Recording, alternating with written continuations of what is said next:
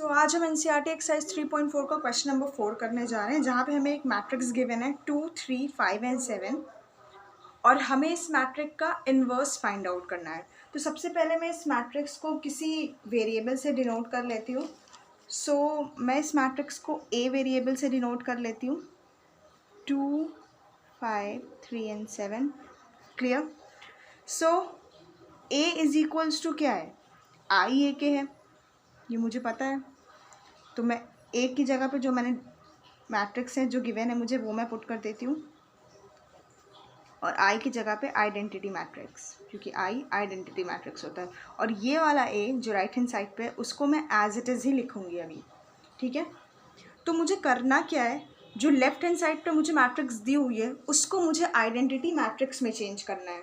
तो identity matrix में change करने के लिए मुझे क्या क्या करना पड़ेगा, इस 2 और 7 की जगह पे मुझे 1 चाहिए और 5 और 3 की जगह पे मुझे 0 चाहिए। तो सबसे पहले ये है मेरी R1 और ये है मेरी R2, मतलब ये मेरी फर्स्ट रो है, ये मेरी सेकेंड रो है। तो सबसे पहले मैं सेकेंड रो में चेंजेस करती हूँ कुछ। देखिए क्या, अगर मैं R2 में चेंज करूँगी, क्या चेंज करूँगी, R2 माइनस 2R1 कर दूँ, तो देखिए मेरा काम शायद कुछ बन जाए। कर लेते हैं। देखिए R2 में करना है तो R1 के एलिमेंट क्या होंगे, पहले तो सेम होंगे। 2 और 3 मैंने एज इट इज़ लिख दिया क्योंकि उसमें कोई चेंजेस नहीं है। चेंजेस है हमारा R2 में। तो R2 का पहला एलिमेंट क्या है, 5। तो 5 माइनस 2R1 2, तो 5 minus 2 into 2 that is 4। 5 minus 4 is equals to यहाँ पे आ जाएगा 1। उसी तरीके से सेकेंड एलिमेंट भी 7 माइनस 2 इंटू यहाँ R1 क्या है, 3 है, 2 into 3 that is 6। 7 minus 6 is equals to 1। तो ये तो हमारा आ गया लेफ्ट हैंड साइड में। अब यही सेम काम हम राइट हैंड साइड में भी करेंगे। 1 और 0, तो यहाँ पे R1 तो सेम रहेगा, R2 में चेंजेस होंगे। तो देखिए 0 माइनस 2 इंटू 1 दैट इज़ -2 ही आएगा, तो यहाँ पे मैं लिख दूँगी -2। उसी तरीके से 1 माइनस 2 इंटू 0, तो ये तो 0 हो जाएगा, तो से 1 बचेगा, तो यहाँ पे आ जाएगा 1 और ए एज इट इज़ मैंने लिख दिया। अब देखिए मुझे क्या करना है, मुझे यहाँ तो 1 मिल गया, अब मुझे यहाँ पे 1 चाहिए और इन दोनों पे जगह पे 0 चाहिए। तो अब देखिए मैं किस पे चेंजेस करूँगी, अब मैं R1 पे चेंज करूँगी। अगर मैंने R1 में चेंजेस किए और क्या चेंजेस किए, R1 माइनस R2 कर दिया, तो देखिए क्या होता है। अब R1 में चेंज कर रही हूँ तो 2 माइनस 1, क्योंकि R1 माइनस R2 करना है ना, तो 2 में से 1 जाएगा तो बचेगा 1।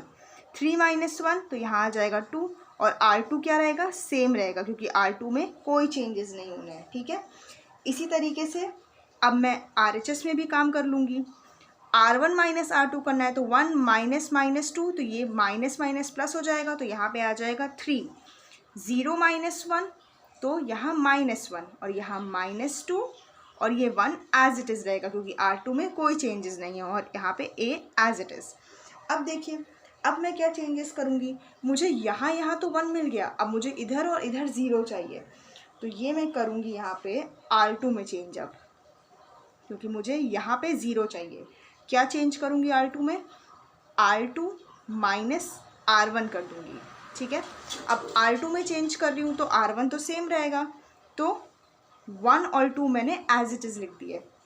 अब 1 माइनस 1 क्या हो जाएगा, 0, और 1 minus minus 2 that is -1 is equals to, अब यही काम मैं RHS में भी करूँगी, -2 -3 -5।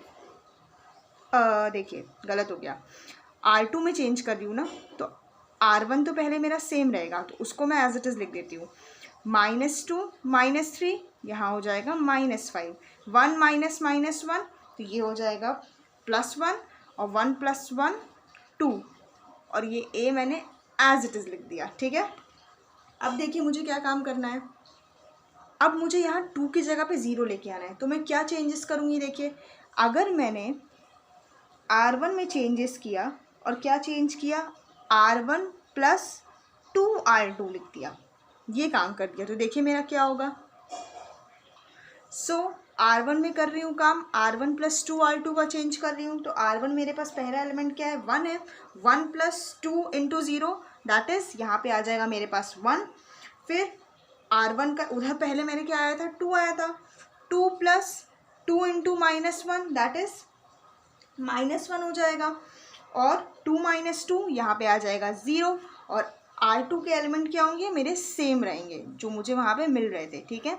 अब वही काम मैं RHS में भी कर लूँगी, तो यहाँ पे मेरे पास आएगा -7, 3, -5 एंड 2, क्लियर।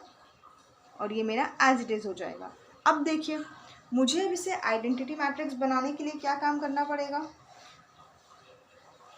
अगर मैं यहाँ पे इसको आइडेंटिटी मैट्रिक्स बनाऊंगी तो ये तो मेरे पास 2 एलिमेंट्स ही आ रहे हैं, बट इसमें मुझे कुछ काम करना पड़ेगा। अगर मैंने R2 में -R2 कर दिया तो देखिए क्या होता है, शायद मेरा काम बन जाए। R2 में चेंज करना है तो R1 तो सेम रहेगा 1 और 0, और यहाँ पे ये भी सेम रहेगा, पर -1 यहाँ पे माइनस का साइन लग जाएगा तो ये हो जाएगा +1, माइनस माइनस प्लस हो जाता है, ठीक है। अब उसी तरीके से राइट हैंड साइड में भी काम करेंगे। R1 तो सेम रहेगा, R2 में चेंजेस करने हैं, -5, एक और माइनस माइनस माइनस प्लस हो जाएगा तो ये 5 हो जाएगा प्लस में, और ये 2 माइनस में हो जाएगा, ठीक है, और A एज इट इज़। तो देखिए हमें लेफ्ट हैंड साइड में आइडेंटिटी मैट्रिक्स चाहिए थी तो वो मुझे मिल गई, तो ये आइडेंटिटी मैट्रिक्स मुझे मिल गई है, और मुझे जो मैट्रिक्स गिवन थी उसका इन्वर्स फाइंड आउट करना था। तो इस चीज़ को मैं किस तरीके से लिख सकती हूँ, देखिए इस आइडेंटिटी मैट्रिक्स को मैं I से डिनोट करूँगी, ठीक है, और ये जो मैट्रिक्स मुझे मिली है ये मैं लिख दे रही हूँ, और जब ये A उठ के लेफ्ट हैंड साइड पे जाएगा तो ये मेरा A इन्वर्स में चेंज हो जाएगा, और A इन्वर्स ही तो मुझे फाइंड आउट करना था।